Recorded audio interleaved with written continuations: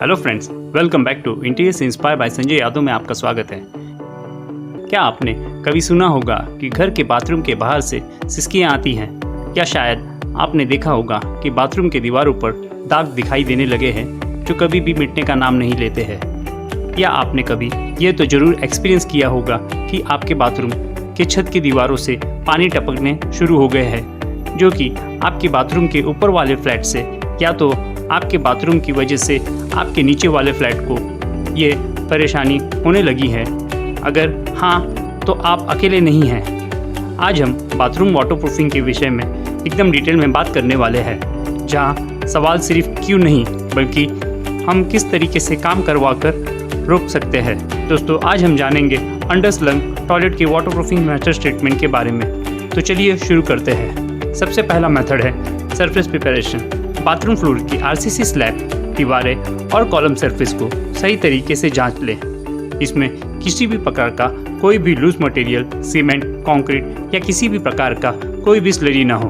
यदि इस प्रकार का कोई भी वस्तुएं पाए जाते हैं तो उसे तुरंत बाहर निकाल दें। सीमेंट, कंक्रीट और ड्राई स्लरी निकालने के लिए सही टूल्स जैसे वायर ब्रश या चिजल्स से हटाएं। स्लैब और आरसीसी कॉलम को प्रॉपर क्लीन करने के लिए ग्राइंडर मशीन से रब करें। रब होने के बाद में फाइन डस्ट को किसी ब्रश या वैक्यूम क्लीनिंग से ही हटाएं, ताकि एडिशन में किसी भी प्रकार का कोई भी रुकावट ना आए। सरफेस को मजबूत और किसी भी वीक या अनस्टेबल एरिया से मुक्त बनाएं। दोस्तों, हम जैसे कि अंडरस्लंग टॉयलेट के वाटरप्रूफिंग का ट्रीटमेंट देख रहे हैं, तो इसमें जो कोर कटिंग किया जाता है ड्रेनेज पाइप को ले करने के लिए, उसे भी इसी वक्त नीचे टेम्परेरी प्लाई या पीओपी की मदद से पैकिंग करके इसमें माइक्रो कंक्रीट भर दिया जाता है और यह पाइप के साइड गैप को भी पैक कर दिया जाता है। अब इसे दूसरे दिन ड्राई होने के लिए छोड़ दिया जाता है। जब ये पूरी तरह से सूख जाता है तो बाथरूम को एक बार अच्छी तरह से साफ और वॉश करके वाटर पॉन्डिंग के लिए तैयार किया जाता है। अब हमारा दूसरा मेथड आता है वाटर पॉन्डिंग। बाथरूम के स्लैब सरफेस को करीबन 2 इंच तक पानी भर दिया जाता है और इसमें पूरे 2 दिन तक वाटर पॉन्ड टेस्टिंग के लिए छोड़ दिया जाता है। 2 दिन बाद पानी निकालने से पहले एक बार पूरी तरह से सभी एरिया का फिजिकल इंस्पेक्शन कर लें, जैसे ड्रेनेज पाइप के जॉइंट्स, नीचे फ्लोर के स्लैब का इंस्पेक्शन कर लें। यदि इसमें किसी भी प्रकार का डिफेक्ट रहेगा तो यह हमें स्लैब और दीवारों से लीकेज के तौर पर दिखाई दे जाएगा, या तो ये किसी डैम्पनेस के तौर पर या तो श्रिंकेज क्रैक्स के तौर पर हमें दिखाई दे जा सकता है। यह टेस्टिंग के दौरान जितने भी water dripping, leakages, cracks identify हुए हैं उसे अच्छी तरह से मार्क करके नोट डाउन कर ले, ताकि आगे बढ़ने से पहले उसे रिपेयरिंग किया जा सकता है। अब हम हमारे तीसरे मेथड पे चलते हैं, जो है मेकिंग ऑफ एंगल फिलेट और क्रैक रिपेयरिंग। अब जब हम फर्स्ट वाटर पॉन्ड टेस्टिंग कर लिए हैं तो हमें पता चल गया है लीकेज कहाँ पर है। यदि फ्लोर पर क्रैक्स हैं और इसे रिपेयर करना है तो वह क्रैक को ग्राइंडर की मदद से वी ग्रू के शेप में ग्राइंड कर लें और उसके बाद उसे अच्छी तरह से साफ कर लें। यह निश्चय कर लें कि फ्लोर में किसी भी प्रकार का कोई भी डस्ट ना रहे। यहाँ पर हम doctor Fixit 113 fast flex chemical use कर रहे हैं। इसमें 2 कंपोनेंट अवेलेबल रहते हैं। इसका मिक्सिंग रेशियो 1:1/4 है, यानी कि लिक्विड 1 पार्ट तो पाउडर 1/4 पार्ट। यानी कि अगर हम इसमें available 5 kg liquid component use करते हैं तो इसमें approx 7 kg cementitious powder component use करना होता है। इसमें एक चीज़ का ध्यान देना होता है कि इसमें किसी भी प्रकार का कोई भी तरीके से पानी ना ऐड करें। अब ये दोनों कंपाउंड को अच्छी तरह से मिक्सचर मशीन की मदद से सही तरीके से मिक्स कर लेना चाहिए। अब जब हमारा वाटरप्रूफिंग केमिकल रेडी हो जाए तो अब इस वी ग्रू को साफ़ कर लें। अब ये वी ग्रू के सरफेस पे पहले वाटरप्रूफिंग केमिकल को ब्रश से अप्लाई कर ले और फिर ड्राई होने के बाद इसमें माइक्रो कंक्रीट फिल कर ले। हम यहाँ पर मैग्नी ग्राउट माइक्रो कंक्रीट यूज़ कर रहे हैं, जो कि 40 kg बैग में अवेलेबल होता है। इसी तरह से बाथरूम वॉल और जितने भी माइनर होल्स और गैप्स दिखाई दे रहे हैं उसे अच्छी तरह से वाटरप्रूफिंग केमिकल अप्लाई करके माइक्रो कंक्रीट से फिल कर दें। एंगल फिलेट जो स्लैब और वॉल सरफेस के कॉर्नर का जो ट्रीटमेंट किया जाता है उसे एंगल फिलेट कहा जाता है।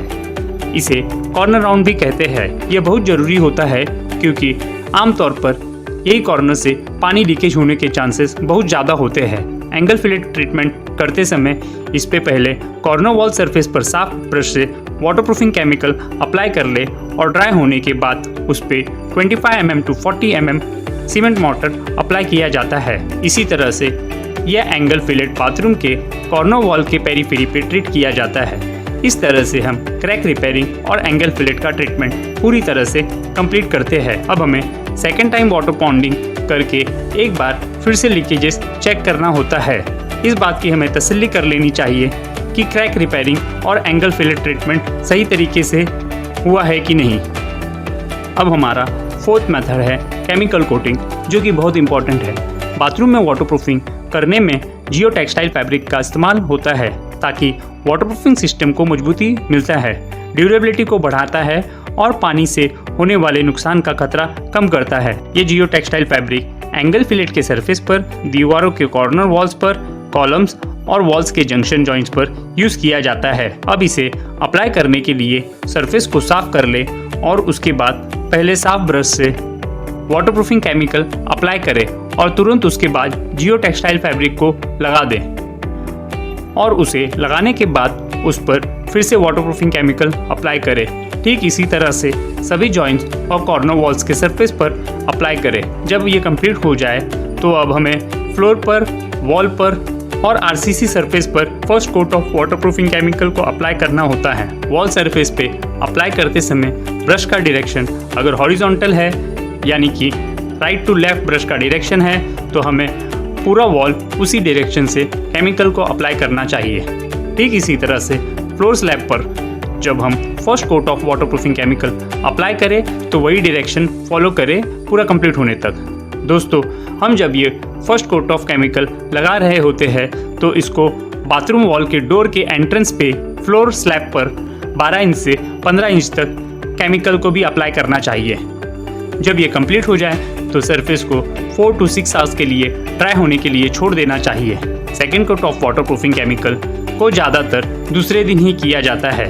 अब ये सेकेंड कोट वाटरप्रूफिंग केमिकल लगाते समय एग्जैक्टली फर्स्ट कोट वाले के अपोजिट डायरेक्शन में लगाया जाता है। अब ये सेकेंड कोट जब रेडी हो जाता है तो इस पे बेस कोट करने के लिए 10 mm तक cement mortar semi liquid slurry ले करके दिया जाता है। अब ये सेकेंड कोट जब रेडी हो जाता है तो उससे थोड़ी ही देर बाद में इस पे बेस कोट किया जाता है, जो कि अप्रॉक्स 10 mm तक होता है, जिसके अंदर cement mortar semi liquid slurry ले किया जाता है, जो कि एक प्रोटेक्टिव लेयर के तौर पर काम करता है। यह बहुत इंपॉर्टेंट है वाटरप्रूफिंग के लेयर को प्रोटेक्ट करने के लिए। अब हम इसमें next day floor tiles level को लाइन डोरी के हिसाब से मिनिमम रिक्वायर्ड थिकनेस, जो कि करीबन 40 mm to 50 mm तक होता है, इसमें सीमेंट कंक्रीट लेयर ले किया जाता है। जब ये सीमेंट कंक्रीट ले हो जाता है तो इसे थोड़ी देर बाद फिर से वाटर पॉन्ड कर दिया जाता है। यह वाटर पॉन्डिंग आइडियली 7 डेज तक किया जाता है। हमें इस बात की तसल्ली कर लेना चाहिए कि 7 डेज तक पानी बाथरूम में रहे। अब 7 डेज बाद बाथरूम से पानी निकाल दिया जाता है और इसके आगे का प्रोसेस जैसे कि लेज वॉल बनाना वो स्टार्ट करते हैं। लेज वॉल कंप्लीट होने के बाद प्लास्टरिंग का काम करते हैं। प्लास्टरिंग के बाद हम आगे जैसे बेसिन का काउंटर का काम और यदि प्लम्बिंग वाटर सप्लाई लाना है, दीवारों पर वह जरी का काम इस वक्त किया जाता है।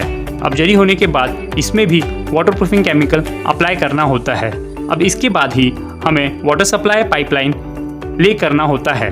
पाइपलाइन कंप्लीट होने के बाद जो भी नेसेसरी वाटर प्रेशर टेस्टिंग होता है वह सब प्रोसेस कंप्लीट कर लेना चाहिए। फिर इसके आगे हमें floor tile laying work start करना होता है। जब ये फ्लोर टाइल कंप्लीट हो जाए तो बाथरूम के एंट्रेंस वॉल पर बेडरूम वॉल के सरफेस तक माइक्रो कंक्रीट का थ्रेशोल्ड बनाना चाहिए। यह micro concrete threshold bathroom floor और बेडरूम फ्लोर टाइल के जॉइंट के बीच से जो पानी फ्यूचर में जा सकता है उसे बचाता है। दोस्तों, इस तरह से आपने देखा अंडरस्लंग टॉयलेट के वाटरप्रूफिंग के कंप्लीट प्रोसेस के बारे में। आशा करता हूं दोस्तों आपको हमारा यह सेकंड वीडियो इन्फॉर्मेटिव और यूज़फुल लगा होगा। आप इस चैनल पर आए हो तो हमारा पहला वीडियो स्टुको पेंट के ऊपर है, ज़रूर देखिएगा। और अगर आपको हमारा वीडियो इन्फॉर्मेटिव लगा होगा तो इस चैनल को शेयर और सब्सक्राइब जरूर कीजिएगा। बहुत जल्द हम एक नए टॉपिक के साथ फिर मिलेंगे इंडिया से इंस्पायर बाय संजय यादव के चैनल पर। जय हिंद, जय भारत।